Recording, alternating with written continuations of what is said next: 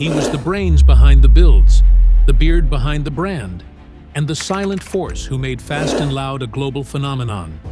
But then, just as fast as he rose, Aaron Kaufman walked away. No blow-up, no long goodbye, just silence. Why did he leave? Where is he now? And what secrets has he kept buried since stepping out of the spotlight?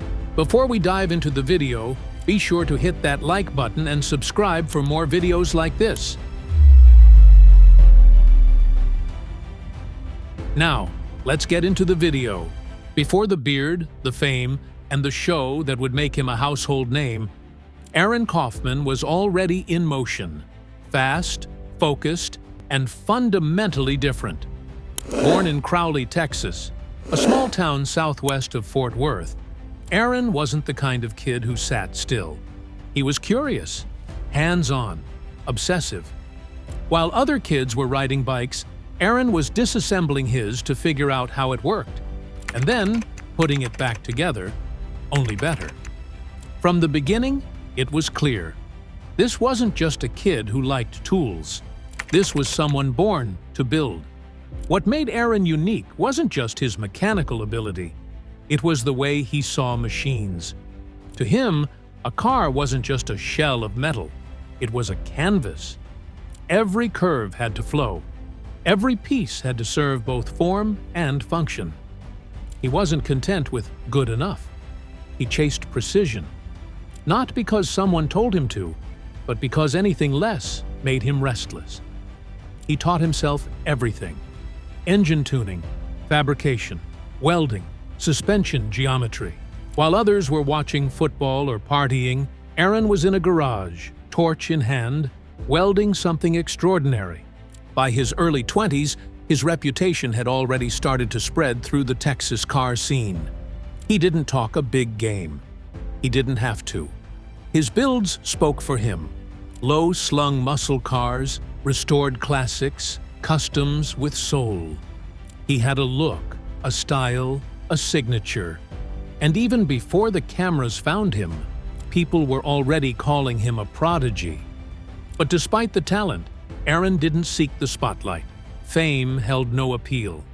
He wasn't chasing reality TV, sponsorships, or red carpets. He just wanted to build something great, something real. That purity, rare in any industry, made him stand out even more.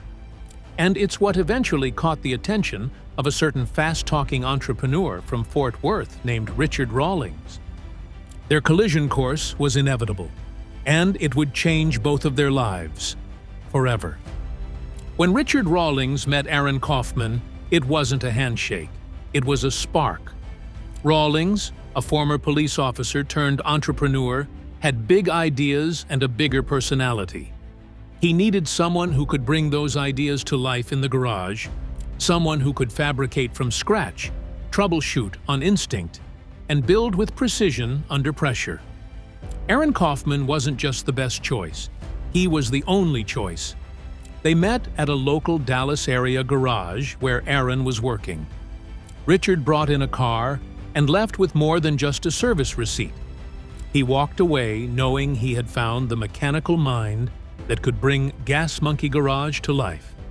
Their dynamic was perfect on paper. Richard was the visionary, the deal-maker, the marketer. Aaron was the craftsman, the fabricator, the perfectionist. Together, they were a storm of creativity and ambition. Gas Monkey Garage was founded in 2004 and quickly grew from a gritty Dallas workspace into a nationally known name. And while Richard pushed the brand into the spotlight, Aaron was busy working late nights, bringing impossible builds to reality with a welder in one hand and a wrench in the other. He wasn't interested in branding, he was interested in building. The shop's reputation soared thanks to their chemistry. Two polar opposites somehow working in sync. Richard was always chasing growth, more builds, more exposure, more business. Aaron was chasing perfection, cleaner lines, tighter welds, better engineering. Their goals weren't always aligned, And though they respected each other, they saw the world through very different lenses. Still, the partnership worked until the cameras showed up. And then, everything changed. When Fast and Loud premiered on the Discovery Channel in 2012, the garage wasn't ready for what was about to happen. The show's premise was simple: flip classic cars, make money, and show off the lifestyle of the high-octane gas monkey crew. But what producers didn't expect was that the soft-spoken, heavily bearded mechanic in the background would become a breakout star. Aaron Kaufman didn't ask to be on TV. In fact, he was hesitant about it. He wasn't an actor, didn't care about fame, and hated being the center of attention. But from the very first episode, audiences were drawn to him. He was the antidote to the over-the-top reality TV formula. Quiet, focused, and brutally honest. He didn't hype things up. He didn't pretend to be excited when he wasn't. If a car was a mess, he said so. If a build was rushed, he didn't sugarcoat it. Viewers respected that. While Richard played the role of the showman, flashing smiles, making deals, and cracking jokes, Aaron kept the work real. He was in the shop before the cameras rolled and still working long after they left. The pressure to build on deadline, with sponsors breathing down their necks and editors needing drama, was immense. Aaron bore the brunt of it, and he rarely complained, at least not out loud. But the fame was suffocating. Fans started recognizing him in public. Social media exploded. Suddenly, he wasn't just a mechanic. He was a TV personality. And it wasn't a role he ever wanted. He was proud of his work, but uncomfortable with the attention. The fame never fueled him. It drained him. By season 5, the stress was showing. Aaron's face told the story the show didn't. Fatigue, frustration, and a growing sense that the creative soul of Gas Monkey was slipping away. As Fast and Loud continued to dominate ratings, the cracks between Aaron and the show's format started widening. What began as a raw, garage-based series about craftsmanship had become something else entirely. Faster, flashier, and built for ratings. The builds were getting bigger, but the time frames were getting smaller. And Aaron Kaufman was done cutting corners. He had always taken pride in doing things right. If a custom suspension took 30 hours to fabricate, he put in the time. But now, production wanted it done in 10. Deadlines were no longer set by engineering. They were set by sponsors and air dates. And while viewers saw the finished product, they didn't see what it cost Aaron to get there. Sleepless nights, stress-induced headaches, the kind of burnout that doesn't go away with a weekend off. The growing divide between Richard and Aaron became harder to ignore. Richard, always the businessman, was thinking expansion. Aaron was still thinking about bolt patterns, weld quality, and the perfect geometry on a chassis. They were growing the same brand, but in opposite directions. The tension wasn't just creative, it was personal. Aaron started shutting down, saying less on camera, avoiding the spotlight. The joy he once found in fabrication was being replaced with resentment. To many in the shop, Aaron had become distant, harder to reach. Not angry, just exhausted. By season 12, the silent tension had become a roar behind the scenes. Everyone could feel it. The bearded genius who once made the impossible look easy was starting to fade. And while Richard smiled for the cameras, Aaron was quietly planning his exit. It happened fast. One day, Aaron Kaufman was the face of Fast and Loud. The builder fans trusted, the craftsman audiences respected. Then, suddenly, he was gone. In early 2017, viewers were stunned when Aaron announced his departure from the show mid-season. No tearful goodbye, no explosive finale. Just a simple explanation: creative differences. But the truth was far more complicated. and far more personal. For Aaron, the decision to leave wasn't impulsive. It had been building for years, layer by layer, like rust beneath a shiny paint job. The show's direction had drifted from its roots. The garage, once a sacred space for creativity and precision, had become a stage. And Aaron? He was tired of performing. He had always been uncomfortable with fame. While Richard thrived in the spotlight, Aaron found it exhausting, invasive, even suffocating. But it wasn't just the cameras. It was what the cameras demanded: speed over substance, drama over discipline, spectacle over skill. And Aaron, ever the perfectionist, couldn't stomach that any longer. There were also unspoken tensions behind the scenes. Sources close to the crew said the relationship between Aaron and Richard had cooled significantly. Respect was still there, but trust? Not so much. Aaron had grown weary of decisions being made for the brand rather than the build. Deals were struck without his input. Deadlines were imposed without discussion. The shop no longer felt like a partnership.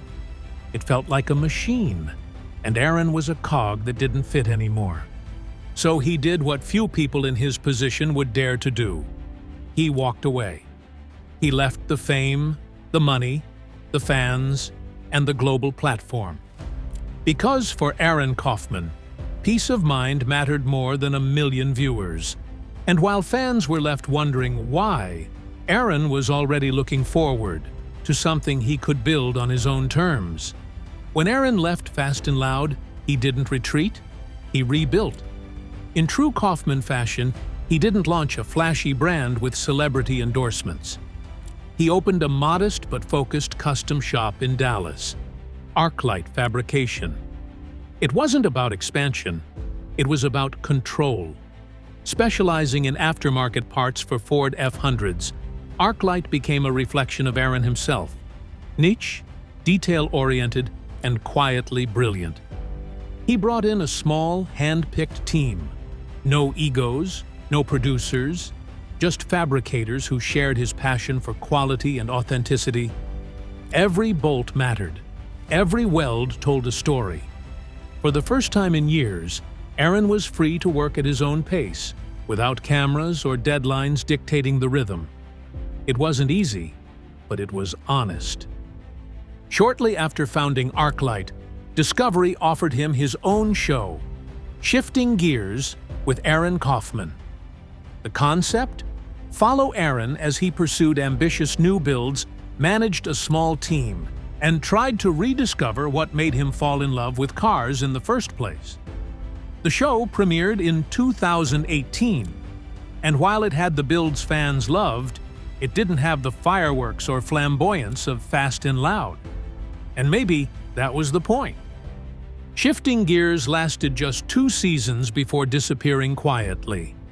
Ratings were decent, but Aaron had no desire to turn it into another high-stakes reality circus. His focus remained on the work, and while Arklight never exploded into a mega brand, it thrived in its own way, serving serious collectors, focused clients, and those who understood that true craftsmanship isn't made for television. But the question still lingered. Was Aaron truly free, or just hiding? Fame is a strange fuel. For some, it ignites ambition. For others, it slowly corrodes the soul. For Aaron Kaufman, it was the latter. Behind the beard and the brilliant builds was a man who never wanted the attention that came with television. And once the spotlight found him, it never left. In the aftermath of Fast and Loud, Aaron tried to stay connected to his fans, but it was clear something had changed. He was more withdrawn, more guarded. Friends and former colleagues noticed a shift in his demeanor.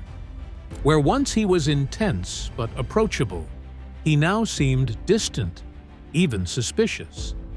Not bitter, but bruised. Whispers began to surface.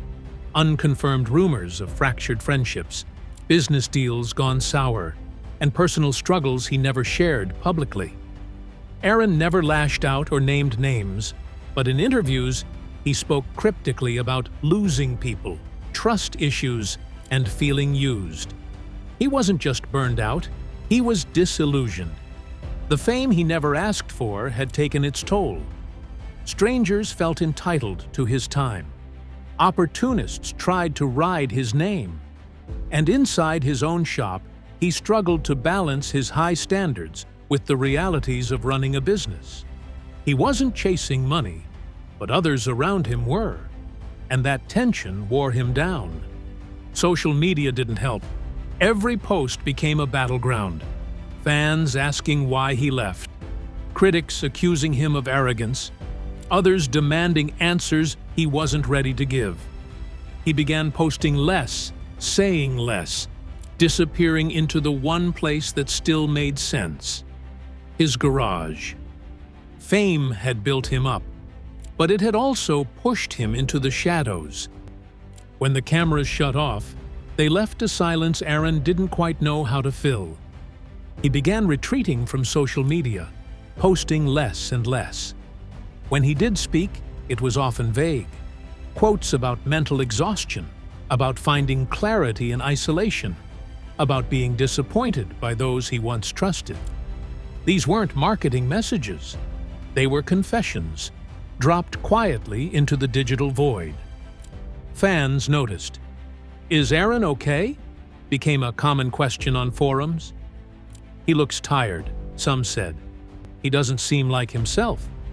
And maybe he wasn't.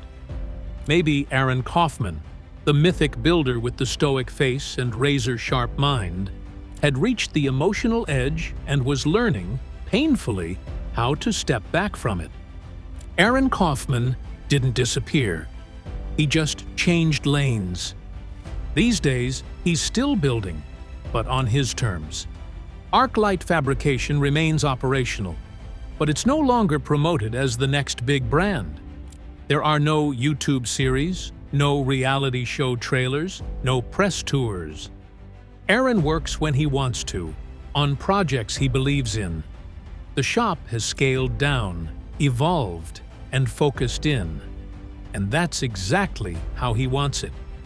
He's been spotted at select car events, but always under the radar. He'll talk to fans, briefly, graciously, but don't expect long interviews or dramatic reveals. Aaron keeps his circle tight. He values loyalty now more than ever, and the people in his life are there because they understand what he's been through and what he's protecting. He's no longer trying to prove anything. He's not chasing growth, attention, or television deals. The fast-paced world of network builds and staged drama is behind him. In its place is something slower, more deliberate, more personal. He's rediscovered what he loved about cars in the first place: the craft, the solitude, the challenge. And in doing so, he's redefined what success means for someone like him. To the world, it might look like Aaron Kaufman faded away. But to those who understand what he was up against, it's clear. He didn't vanish. He healed. Quietly. Methodically. Just like everything else he's ever done. Aaron Kaufman didn't write a tell-all book. He didn't post a dramatic farewell or burn bridges on his way out. He simply left. And in a culture obsessed with oversharing, that silence made people uncomfortable. But in that silence lies his most powerful message. He could have capitalized on his fame, launched a massive brand, gone the influencer route, monetized his every move. But Aaron never wanted to be a product. He wanted to be a builder. And when the spotlight started distorting his purpose, he did the one thing most stars never do. He walked away from it all. His legacy isn't measured by TV ratings or Instagram likes. It's measured by respect, the kind of respect that comes from doing things right when no one's watching, from refusing to compromise, even when the money is good, from protecting your soul, even when it costs you everything else. He's inspired a generation of builders, not just to pick up a torch, but to know when to put it down. To work hard, stay honest, and remember that the loudest voice isn't always the truest one. Aaron Kaufman may never return to reality TV. He may never explain the full truth behind his departure.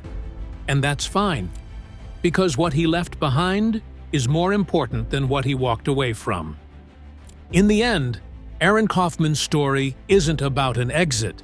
It's about escape from the noise, from the pressure, from a system that couldn't see the value in slowing down. And in that escape, he found something better than fame. He found freedom.